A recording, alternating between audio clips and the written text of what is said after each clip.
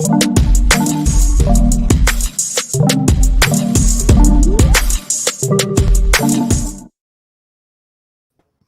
everyone. Welcome to our market update. My name is Vinnie, my co-host over there. David Wright, and thanks for being here with us today on this lovely Friday. The rain is gone, sunshine is out, life is good. Something that we've been doing more recently, we do this every Monday and Friday at 4 o'clock. And we've been doing something more recently. We've been doing a gift card, the chance to win. Okay, I just wanted to get this going. I'm going to put this down below.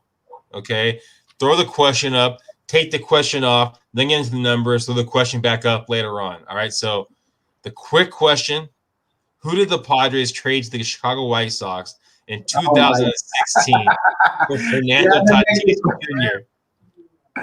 You really had to make the question hard, didn't you? What happened? No, that should be very easy. Anyways, all right. So all right, now let's go to the market, the San Diego market. We're talking about 21 homes in the San Diego market currently. Pending properties, we have 4,000 or a little more than 4,000. So basically double the pending properties that we do have active properties in the market. So mind you, if majority of those properties sell, let's say all of them sell, which is probably not likely, but let's say all of them sell, we're talking about close to 2 weeks of inventory. Okay. Now when we go into the active market, 3 million to 700,000 pending, 3 million to 700,000, close to about double again. Active properties, 700 and under. All right, we're getting to that 3 times amount in the pending properties. We're definitely at the 3 times amount. We talk about detached under 700,000. It's been fairly consistent. Attached market, close to double the pending properties.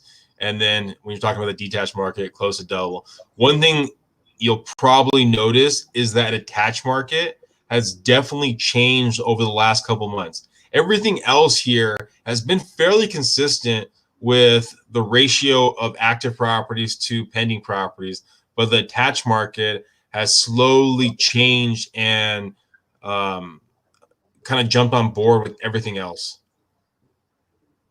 All right. David, do you want to jump into Razor Fast? I'd actually like to jump in that. So for those of you that didn't notice, there was a stimulus bill passed, $1.9 trillion. So trillion dollars. So what happened with the data? Why am I mentioning this? Because inflation came out today. And guess what? Surprisingly enough, inflation has gone up. Inflation going up. Why do we want to talk about that? Because as the inflation numbers are coming in, they're coming in higher than we anticipated. And when we pass a new stimulus bill, putting more money into the system, it will further push inflation up. So this means rates slowly starting to tick up again. I do think we're going to hit a ceiling. Today we teetered there on the bond market at 1.6, which is a major tipping point, because if it all of a sudden jumps to 1.65, rates will reprice and get worse again. So that's very interesting. The other thing that came out today is with that stimulus bill, it increased pandemic claims another 29 weeks that you can sit around and get money. So, you know, some people, it's the best intentions. It's going to help a lot of people that aren't working.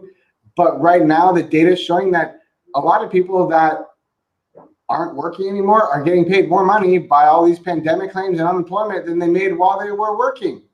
So that's kind of a problem, because we're incentivizing people not to work. And that's bad, because eventually we're going to have to pay for that. So that's something that we got to think about, and that's affecting the mortgage market. So overall, what's going to be happening with the mortgage market? Rates are slowly tipping up. And then for those of you that also, breaking news, Vinny, I got breaking news. News flash. So Freddie Mac and Fannie Mae are passing a new rule to make buying second homes and investment properties more expensive. I'm actually going to do a video on this and blast it out today, because it's going to go to everyone. It's going to make buying a second home and an investment property more expensive because of what's called LPAs, lender pricing adjustments. So that's not good. So that's something else that's bad in rates. I know you like baseball, Vinny, so I'm going to have to use an analogy here. It's called the Bad News Bears. You may not have heard of them, but they were a baseball team. They're not like the Padres, although sometimes the Padres will play like them in certain seasons. You bite your tongue, sir. But so for those of you out there, overall synopsis, don't let more inflation comes in, higher rates. That's the overall thing. Other thing, pricing. Now, talking about basically the opposite side of it, it might make it harder to buy investment properties. The one thing of selling investment properties right now, if you're looking to sell an investment property, capital gain, right?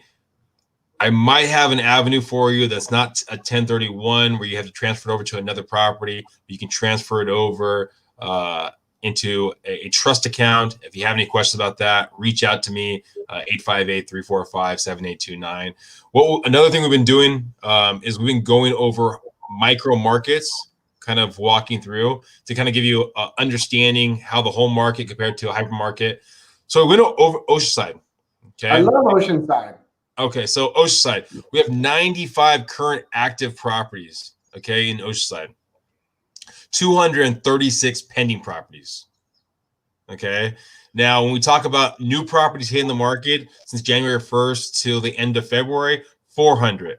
But when we look a year before that, 561. A year before that, 554.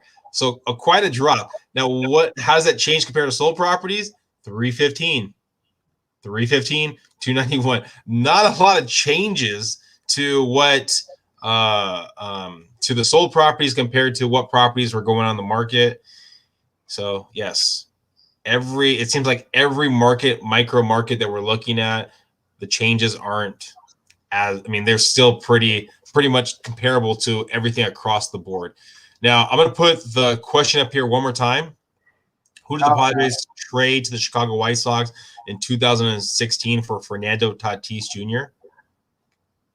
A-Rod. All right, you're incorrect, sir. First, I know I've had some text messages going on right here. Another thing that I want to play in here, we have a commercial. Some of you guys know. I have the Road to Growth podcast, where it's all about overcoming adversity and positive mindset. Had someone on there that builds violins. He talks about his journey of where it started to fall in love with violins and things like that. So I'm going to play that right now for you. He looked at me and said, Dima, that makes completely sense. Okay, let's go to the violin maker in the town. So he introduced me to the violin maker in the town.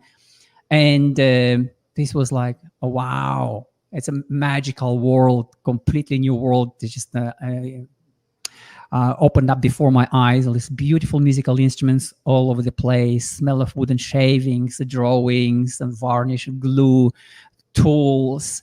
And there he was, the master, and he looked fairly like a magician from a fairy tale. A very gentle-mannered elderly gentleman, a little bit round with a thick eyeglasses. This kind of eyeglasses, which looks like a magnifying glass for his eyes, like a giant eyes. Incredibly kind smile. I just fell in love with him. I literally fell in love with the whole atmosphere and with this guy in particular. Wow, Vinny, you forgot to mention he's also in Harry Potter. He's very descriptive. Very descriptive. He was a wizard in Harry Potter. I mean, I am so amazed at the way that you can tie this together. The wizardry of Harry Potter and violins, just astronomically beautiful. That's all. Yeah, I don't know about all of that, but thank you guys for watching. Please subscribe. We do this every Monday and Friday. We try to bring some humor, also educate you about the markets, what's going on in San Diego, what's going on with your rates, what's going across the board. We want to help you get to where you want to get to. So if you're looking to buy or sell the next 6 months, year, month, week, tomorrow, whatever it might be, feel free to reach out to us. The other thing, and also I don't mean to interrupt you, Vinny, but for those of you out there that are looking to buy investment properties, I would tell you, you are better to act now before all lenders put into existence those price increases on the interest rates, because that is coming and you will not be happy about it. The other thing, for those of you who are going to refinance, don't sit around and think everything's going to magically dive back to zero. It's It's not. Things have already gone up. Check the rates. Average rate's 2.75 to 3.25 in that range. Not like we were a month ago when it was 2.5 and 2.25. Boom. Thanks, guys. Thanks for watching. Have a good